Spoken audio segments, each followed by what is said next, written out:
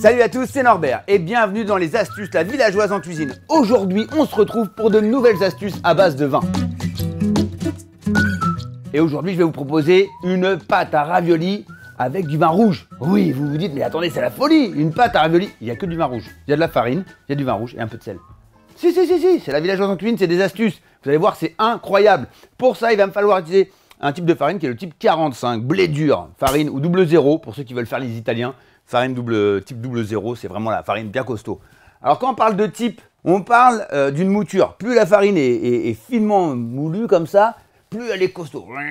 Et plus le chiffre est grand, type 120, 170, plus le blé est grossier, donc on a moins de résistance. C'est pour ça qu'on dit vraiment que les farines, on les veut type blé dur, type 45, on veut que ça soit dur, on veut que ce soit du muscle. Et pour ces raviolis, il va nous falloir 5 centilitres de vin rouge de la villageoise en cuisine. Là, nous sommes à 250 millilitres. On va le faire réduire. Voilà. Tac. Et c'est parti. Je l'ai fait réduire à 15 centilitres, soit 150 grammes. Donc 300 grammes de farine, 150 grammes de vin rouge de la villageoise en cuisine réduit, une pointe de fleur de sel et surtout, après, à la mano, quoi. Hop, le bol, la farine. La fleur de sel, alors fleur de sel ou sel fin, comme vous voulez, moi je prends de la fleur de sel. Voilà, une pincée. Ensuite, je vais m'équiper avec mes petits gants.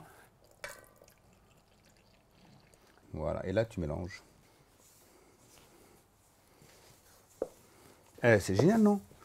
Faire une pâte à raviolis avec du vin rouge. Qu'avec du vin rouge, il n'y a pas d'œuf. Il y a de la farine, du sel et du vin rouge. Et ça, vous vous demandez certainement le goût que ça doit avoir. Donc déjà, vous allez la faire chez vous, la raviole. La pâte à raviolis, vous allez la faire chez vous. Mais vous allez voir, c'est un goût de bourguignon. Quand vous cuisez la pâte, vous avez un goût d'œuf morette ou de sauce bourguignon. C'est délicieux. Et ça, vous l'accommodez avec du fromage. C'est ce qu'on va faire. On va l'associer avec de la ricotta, de la noix, du parmesan et du basilic. Et vous allez voir, c'est incroyable. Incroyable. Généralement, on colore nos pâtes et bon, juste pour faire joli. Mais là, il y a vraiment une qualité gustative incroyable. Ensuite, vous écartez la pâte comme ça. Alors là, ce qu'on appelle une pâte, on l'appelle qu'elle est raide. Raide, ça veut dire qu'elle est cassante. On ne s'inquiète pas, on ne rajoute pas d'humidité. Vous voyez, il y a encore de la farine et elle va être encore plus cassante. D'accord? Je l'ai fait à la main pour vous montrer. On peut le faire au robot cutter, d'accord? Mais elle sera toujours cassante. Pourquoi je vous dis ça? Et c'est important, parce que chez vous, vous avez tendance toujours à rajouter de l'humidité ou des œufs, parce que vous dites mince, elle casse. La pâte, vous allez laisser reposer, vous allez la laisser reposer au frigo, d'accord? Et elle va reprendre de l'humidité, elle va se détendre. C'est une matière vivante. Aussi bien comme le vin que la farine, c'est une matière vivante. Et elle a besoin de se détendre. C'est un muscle. Là, on a fait un muscle. Donc, elle se contracte énormément. Et une fois qu'on va la laisser reposer, elle va se détendre. Surtout, ne rajoutez pas, ne changez pas la recette. J'en vois souvent des gens qui rajoutent de l'eau, qui rajoutent des œufs. Parce que pour eux, c'est tellement cassant comme ça qu'ils se disent que c'est loupé. C'est pas du tout loupé. C'est une question de temps. Avec les mains, on va ce qu'on appelle phraser. Regardez, on y arrive. Il faut prendre le temps. D'accord? Voilà. Là, ce qu'on appelle, on a fait un pâton, d'accord? Hop, on va le mettre en boule, papier film, et on va le laisser reposer au moins 2 heures, si vous êtes pressé. Sinon, vous pouvez le laisser toute la nuit, comme vous voulez. Bon, messieurs, dames, la pâte a reposé, je l'ai récupérée, j'en ai coupé une partie, j'en ai pris une deuxième, parce que ce genre de pâte sèche très très vite à l'air libre. Donc, regardez, je l'ai coupée en deux, regardez cette pâte, c'est la même. C'est celle que vous pensiez qu'elle était un peu cassante, je vous ai dit un peu raide. Regardez, elle est super, regardez ça. Vous voyez, le temps, il faut laisser faire le temps, dame nature. Voilà. Et là, hop. Oui. Là, hop. On rajoute et hop, on descend de niveau.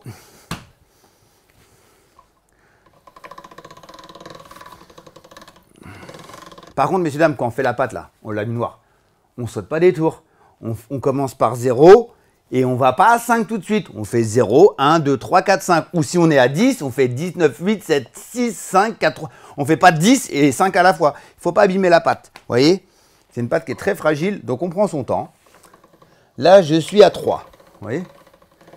Voilà. Voilà, c'est beau, regardez la pâte. Regardez ce côté violine. les pigments du vin. Regardez ça, c'est beau, du raisin. Regardez ça, comment c'est beau. On met un peu de farine pour éviter que ça colle. Là, c'est le dernier tour, on est à 5. Donc, c'est une belle épaisseur. Oh, je vous ai préparé une petite garniture rapide à faire. 300 g de ricotta fraîche, 100 g de poudre de parmesan, 5 feuilles de basilic, 60 g de sarneau de noix, haché, clac, clac, clac, clac, on mélange et là on se fait des raviolis au fromage. Petit pinceau. Ok, un peu d'eau. Alors regardez. Vous collez avec de l'eau, hein. C'est pas besoin de mettre de l'œuf. Les deux côtés, tac, comme ça, d'accord? Là vous prenez votre bol. Alors, vous pouvez le faire. La ricotta, il ne faut pas trop la mélanger parce que sinon, elle devient un peu crémeuse, un peu... Elle se liquéfie un petit peu. Regardez, hop. Regardez ça. Tac. Voilà, c'est ça la villageoise en cuisine. C'est aussi prendre du plaisir à faire des choses incroyables et simples. Là, vous y allez avec vos enfants, avec votre belle-mère, avec des amis. Et là, vous venez rabattre. Comme ceci.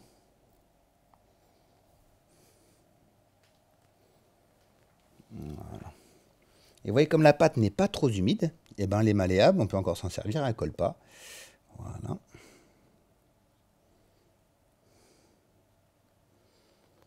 Et voilà. Et là, avec la main, regardez, hop, hop, hop, hop, voilà. Regardez, et hop, et là, regardez, avec un petit coup de cercle.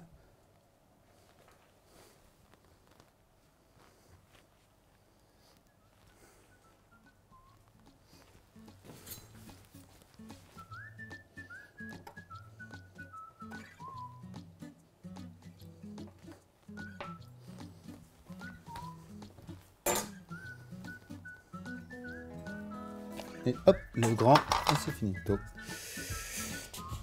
Et voilà. Et là, vous pincez avec vos doigts, vous soudez, hop. Voilà. S'il y a un petit peu d'air, petite piqûre, tout, on pique. Et voilà. Que des astuces, toujours des astuces.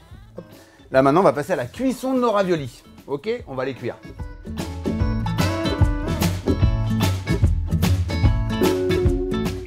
Et voilà comment réaliser une pâte à raviolis au vin rouge, la villageoise en cuisine. À vous de jouer.